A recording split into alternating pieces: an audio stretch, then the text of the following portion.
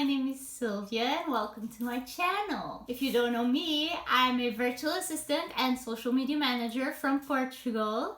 And in today's video, I'll be talking all about vanity metrics.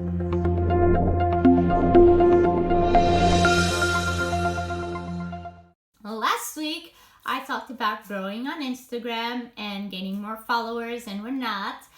But this week, I'm taking a step back and talking about why more followers doesn't mean more success and why it shouldn't be your main goal. So sorry if this sounds a bit confusing, but I'll clarify it during the video. I've actually done a post on Instagram about vanity metrics last month, so I'll link it down below in case you want to see it. But I figured it deserved its own video and podcast. I could talk about it all day, but let's get straight to the point here. I just hate vanity metrics. Yes, I like seeing my follower count grow, and yes, I like having more people engage with my content, but I don't really care about the number. To me, just knowing that people like my page enough to follow me and that they like my posts enough to engage and give their opinion or anything that they're commenting on, that's enough for me. I really don't care that much if 1 people comments or 100 people comment. I don't make that big of a distinction between 300 followers and 700 followers. And yes, of course, the more people I reach and the more people engage and the more people that follow, yes, in a way that means more people like my content, but that's not always the case. Like I said last week, we should focus on quality over quantity, and that goes for your followers as well. They need to be quality followers because more followers doesn't necessarily equal more clients. I personally got my first client from Instagram when I had around 300 followers, and some of you, that may look like a lot, and to others, like that may seem like not enough followers. But again, ever since I started my account, I focused on delivering great quality content and not focusing on the numbers. And I also focused a lot on sharing my personality. And again, that's key for any personal brand because you want people to connect with yourself as a person, not just what you sell in your business, because there are always going to be other social media managers, other VAs, other coaches, other people that offer almost the same as you do, but you are the only version of yourself, so you gotta sell you. And yeah, eventually people started resonating with my personality and my vibe, and they started reaching out to me to work together.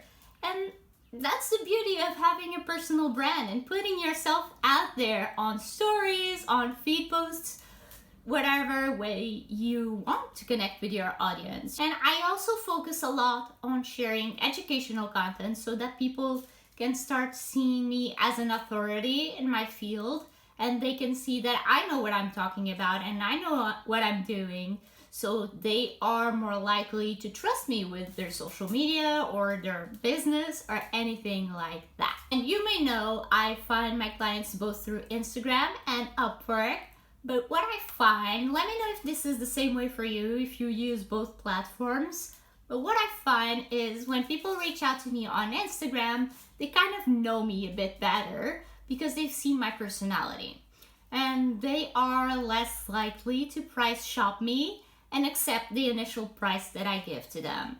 Of course, I've had one person, like I'm not gonna name any names, but I had one person, I told her my rate is currently $40 an hour, and she told me, well, I've had someone do it for $7, so can you do it for $7? And I was like, I mean, if you want to look for someone for $7 an hour, feel free to be my guest. I know there are a lot of people out there doing it for $7. But don't expect me to do that. Like when I say my rate is 40, you can't offer me a quarter of that and expect me to say, well, yes, of course, I have a ton of people lined up to work with me at $40 an hour, but yeah, I'm taking you as a charity case. That doesn't work. That doesn't happen. And you also can't expect to get the same quality content from the $7 person as you would with a $40 person. But let's continue. Yeah, what I was saying, like on Upwork, I feel like people price shop me a bit more because they see a lot of other freelancers that are offering lower rates probably, and they also don't get to see my personality. And that's why I always like to include a video in my proposals.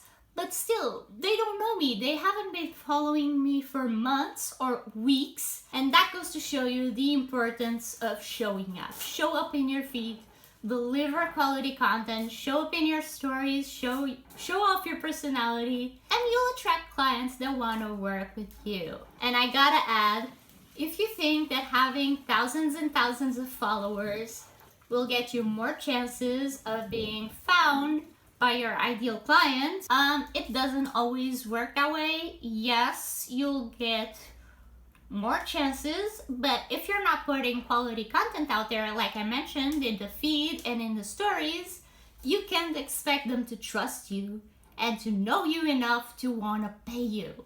So put great quality content out there. The followers will follow if you have great quality content. If you're looking to grow on social media, focus on quality over quantity. I talked about this last week again, but I can never stress this enough. If you don't have much time for social media, or if you're working with a social media manager or a VA for social media, and you don't have that big of a budget, consider going for 3 posts a week rather than 5. I know a lot of clients come to me and they want 5 posts a week, so every business day, and then they don't have a budget to match that. And I always suggest them to start, especially if it's a newer account, start with 3 posts a week rather than 5, and then if the budget increases and if we feel the need to do that, we can then up that to 5 posts a week. I've always focused on posting 3 times a week in my own account, and I've been doing just fine. I'm living proof that it works, and it also works because I'm consistent with that schedule. If I were to post 5 posts this week and no posts next week, that would confuse my followers, and some of them may even unfollow me.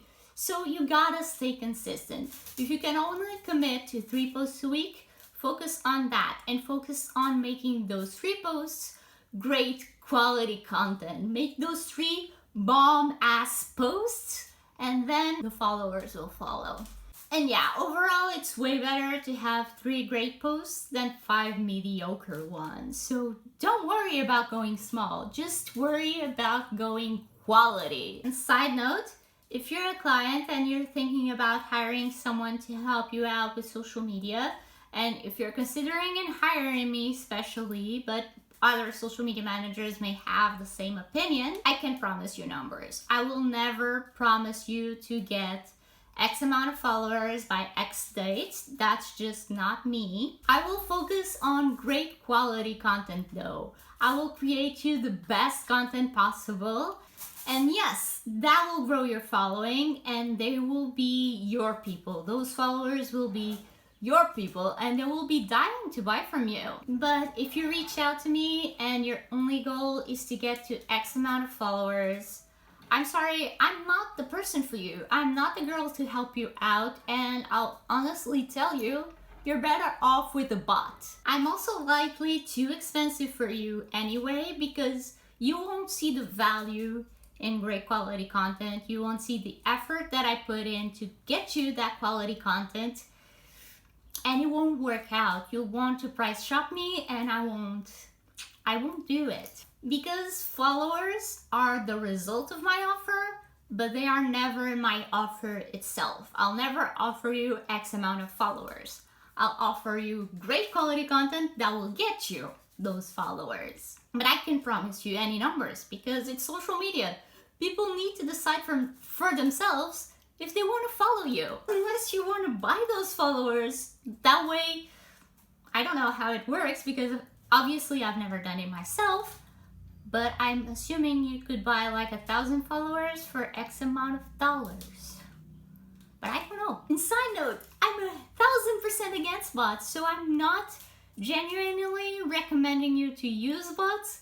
I'm just joking here, but yeah, I'm not the girl for you if you're just focusing on vanity metrics.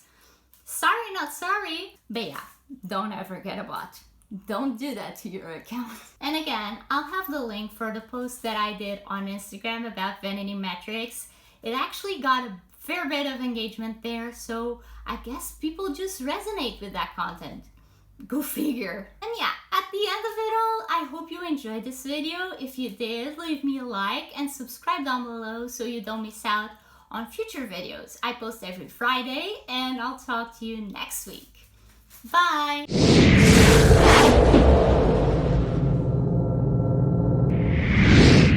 My glasses are dirty. Well, let's move on. Yes, I like seeing my follower crown. Like I mentioned, oh, I had my light off for the beginning of the video. Let me turn that on. Much better. Maybe last week's video had the light off as well. Well, if it did, my bad. The followers will follow. That's a funny saying. Yeah, that will be my tagline. But the followers will come after.